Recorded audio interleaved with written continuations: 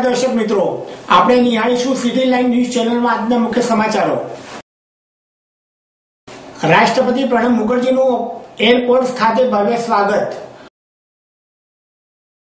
અમૂલના અત્યાધુનિક cattle feed પ્લાન્ટનો રાષ્ટ્રપતિએ કર્યો લોકાર્પણ।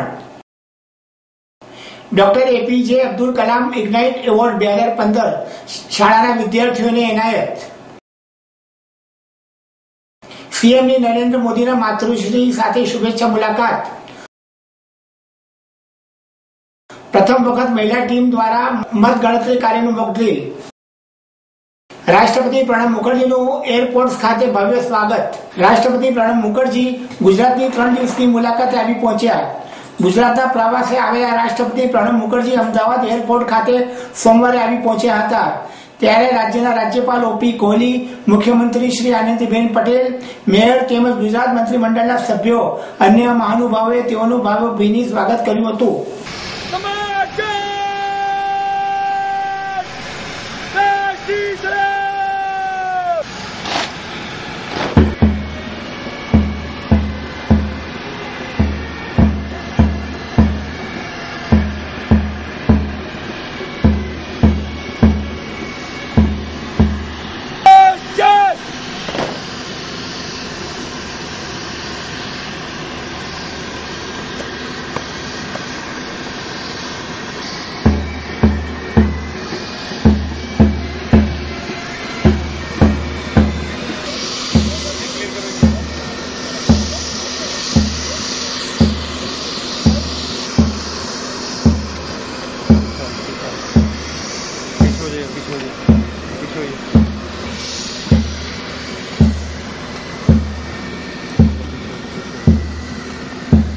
અમૂલના અત્યાધુનિક કેટલ ફીડ પ્લાન્ટનો રાષ્ટ્રપતિએ કર્યો લોકાર્પણ।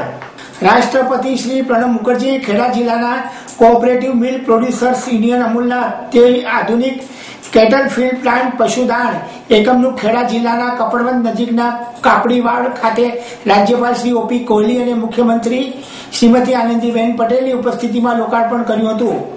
મુખ્યમંત્રી શ્રીમતી આનંદીબેન પટેલ આ પ્રસંગે મુખ્ય અતિથિ પદે સંબોધન કરતા ગુજરાત આજે સમગ્ર દેશમાં ઉત્પાદનમાં અગ્રીમ સ્થાન પર છે તેનું શ્રેય સહકારિતા દ્વારા ગ્રામીણ આર્થિક વિકાસના મોડેલના પ્રણેતા સરદાર વલ્લભભાઈ પટેલે આપ્યું હતું।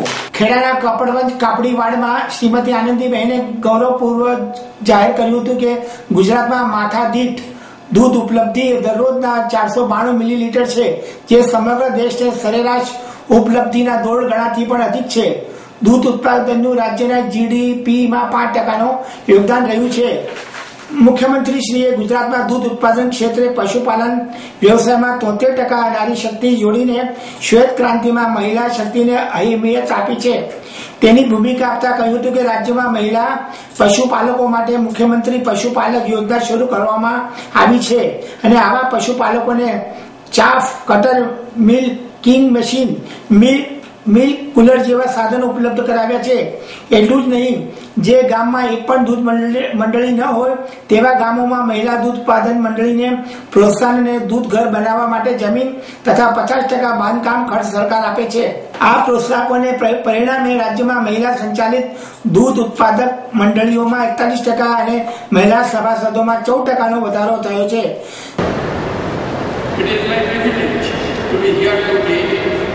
To inaugurate the state-of-the-art feed manufacturing plant of Amul at the outset. Let me congratulate Amul for achieving yet another milestone in its illustrious મારું આ સૌભાગ્ય છે કે આજે જ્યારે અમૂલે એક બીજી સિદ્ધિ પ્રાપ્ત કરી છે ત્યારે હું અહીંયા આ વિશ્વસ્તરીય અને ખૂબ જ આધુનિક એક કેટલ ફીડ પ્લાન્ટનું ઉદ્ઘાટન કરવા આવી શકું છું। I am also glad to have the opportunity to visit Gujarat, a vibrant state which has shown the way forward for comprehensive socio-economic development. Gujarat is a historical land having major size dating back to the ancient Indus Valley civilization. to be one of the earliest seaports in the world. Doctor APJ Abdul Kalam ignite award 2015 શાળાના વિદ્યાર્થીઓને એનાયત. ભારતના રાષ્ટ્રપતિ Shri Pranab મુખર્જીએ 30 November 2015 IIM ખાતે ભારત સરકારના વિજ્ઞાન અને technology વિભાગ તથા નેશનલ ઇનોવેશન ફાઉન્ડેશન રાષ્ટ્રીય નવપ્રવર્તન પ્રતિષ્ઠાન દ્વારા શરૂ કરાયેલા doctor APJ Abdul Kalam ignite award 2015 શાળાના વિદ્યાર્થીઓને એનાયત કર્યા હતા. આ પ્રસંગે બોલતા રાષ્ટ્રપતિશ્રીએ જણાવ્યું હતું કે ભારત 1.2 બિલિયન સર્જનાત્મક મગજોનો દેશ છે અને બિલિયન મગજોનો અસરકારક રીતે ઉપયોગ કરવામાં આવે તો આજે ભારત જે સમસ્યાનો સામનો કરી રહ્યું છે તેનાથી છુટકારો અવશ્ય મેળવી શકાય તેમ છે. આ આપણા સૌની જવાબદારી છે કે આપણે સમાજ અને દેશની સમસ્યાનું સમાધાન કરવા પ્રત્યેક પ્રતિબદ્ધતા જણાવીએ છીએ. રાષ્ટ્રપતિએ IIMના વિદ્યાર્થીઓને એક ફેકલ્ટીને આહવાન કર્યું હતું કે તેઓ ઇન્ડસ્ટ્રી, વ્યાપાર જગત, ઉદ્યોગ સાહસિક, સામાજિક નેતાઓ તેમજ પાયાના સ્તરે જેઓ કાર્ય કરી રહ્યા છે તેવા સર્જનાત્મક લોકો સાથે હંમેશા જોડાયેલા રહે. તેમણે કહ્યું હતું કે આ ઇન્સ્ટિટ્યૂટે આજના સમાજને પરેશાન કરતી સમસ્યાઓ પર ધ્યાન આપવું જોઈએ. IIM અમદાવાદે જ્ઞાનની દીવાદાંડી બનવા પ્રયાસ કરવો જોઈએ. અનેક શિક્ષણ સંસ્થાઓને માર્ગદર્શન આપીને તેનું પોષણ કરવું જોઈએ. રાષ્ટ્રપતિશ્રીએ કહ્યું હતું કે ભારતના બાળકોએ સાબિત કરી દીધું છે કે સર્જનાત્મક ભાવના કોઈ પણ પ્રકારની જડતાને દૂર કરી દે છે અને તેને નવી અદ્ભુત સંભાવનાઓથી ભરી દે છે. તેમણે કહ્યું હતું કે તેઓ પોતાને આશાવાદી અનુભવે છે જ્યારે તેઓ જુએ છે કે યુવા પેઢી વણ ઉકેલી સમસ્યાઓ સાથે અનંતકાળ સુધી જીવવા માટે તૈયાર નથી. સર્જનાત્મક યુવાનોનું સંશોધન એ સંવેદનશીલતાનું એક શ્રેષ્ઠ ઉદાહરણ છે. I would like to congratulate the young award winners whose creative ideas and innovations are at display at the exhibition organized by National Innovation Foundation. It's heartening to see so many creative young minds tackling some of the challenges faced by our society at such a young age. This certainly augurs well for the future of our country. Indian Institute of Management, Ahmedabad, has had an illustrious history. It has excelled in academics and given the best of the management talent to India and to the whole world. Today, you can find the alumni of IIM Ahmedabad working in corporates, governments, public services, and in many other areas. CM ની નરેન્દ્ર મોદીના માતૃશ્રી સાથે શુભેચ્છા મુલાકાત.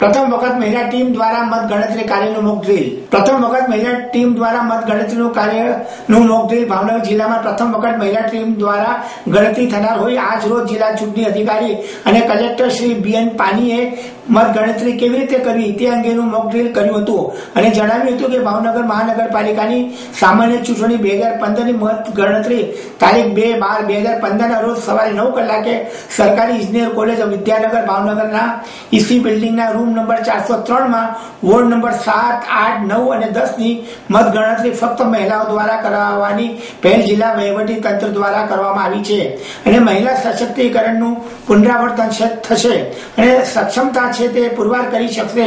આ કાર્યને પાર પાડવા મહિલાઓએ ઉત્સાહપૂર્વક કામગીરી સંભાળી લીધેલ છે। આ કાર્ય સાથે જોડાયેલા આરઓ અને ચૂંટણી નિરીક્ષક પણ મહિલા છે।